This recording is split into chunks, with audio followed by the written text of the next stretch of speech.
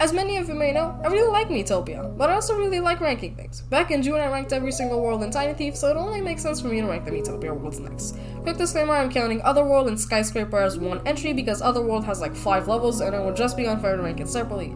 Also, Skyscraper and Otherworld are the only post-Dark Lord worlds that are connected, so it would make sense to rank them together. But without further ado, here is every single world in Miitopia ranked!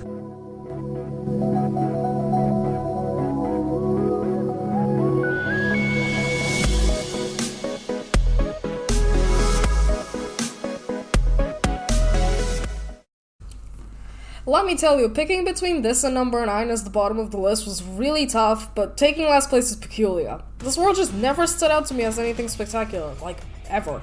The aesthetic is just ugly, and the music isn't too special either. The battle music is by far the best one here, but the other ones are just...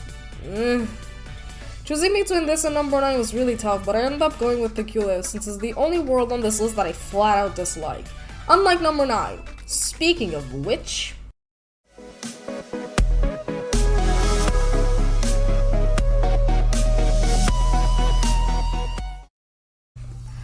Taking number 9 is Powder Peak and Chili Peak, and honestly, these worlds are simply just not long enough. Like, Powder Peak is okay and Chili Peak is great, but there are literally 4 Chili Peak levels, like 8 Powder Peak levels, so yeah.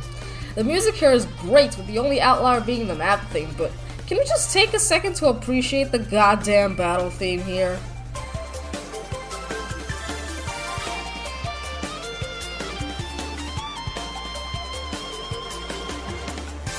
Yeah, that's what I thought. Anyway, music great, not enough levels.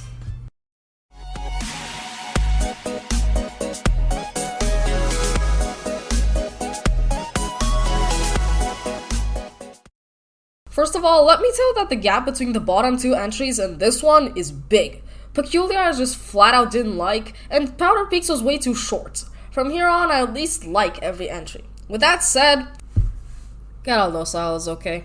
The aesthetic is good and the music is mostly good, with the map and battle theme being especially great, but this world just never managed to grab me at all. Plus, it's really annoying the first time you get to it because of the goddamn noses. Like, stop one-shotting my team, you piece of shit!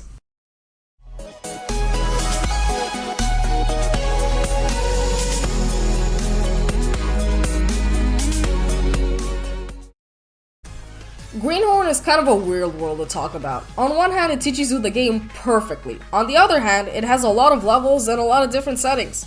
But on the other hand, once you beat it once, you're practically done with it unless you decide to replay the game. During my Nuzlocke, like in the outro, I found myself really bored during Greenhorn, which is something I didn't expect. When I first played through this world, I just found it really fun, but when I redid it for the Nuzlocke, I just found myself bored. Which is something I really didn't expect. Greenhorn's just kind of a one and done deal, which hurts it in the long run.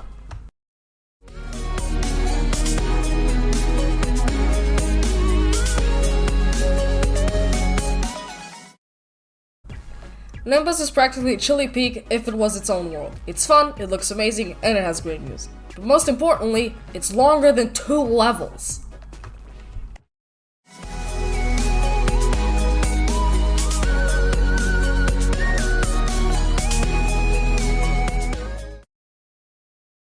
I have come to really appreciate Next Door.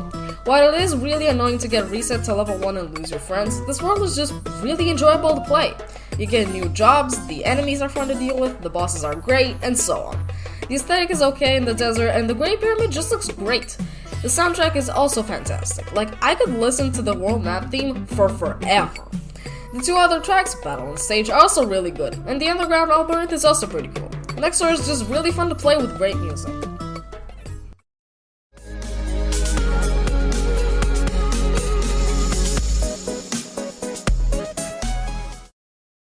I know, right? What the hell? Realm the Fate's freaking great, dude.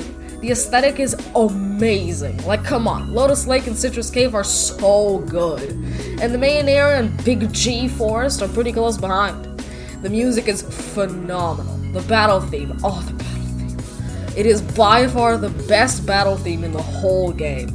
The title theme too, oh my god. Realm the Fate easily earned its spot here. Enough said.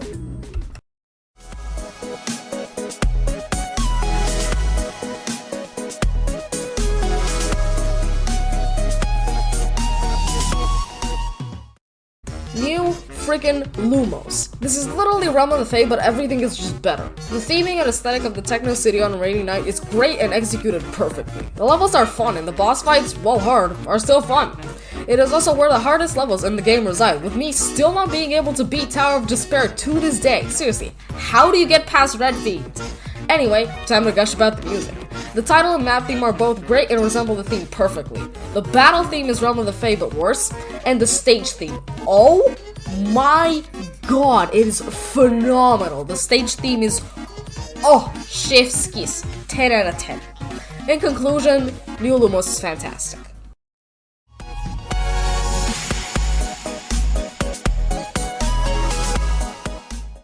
I have a full video discussing why Carcaton and the Dark Lord specifically are really cool, so just go watch that video if you want to know my opinion on Carcaton. Okay, bye.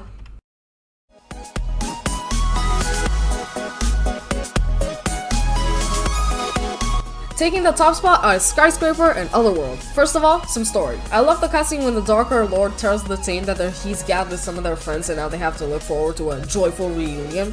It's great and gives the player a dash of nostalgia. Now for the good part, the music and aesthetic. Both of these places are breathtaking, with the Skyscraper specifically looking delightful. And don't even get me started on the Darker Lord fight, like, come on.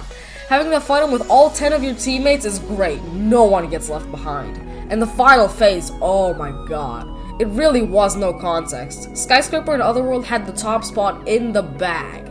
And with that said, thanks for watching. Goodbye.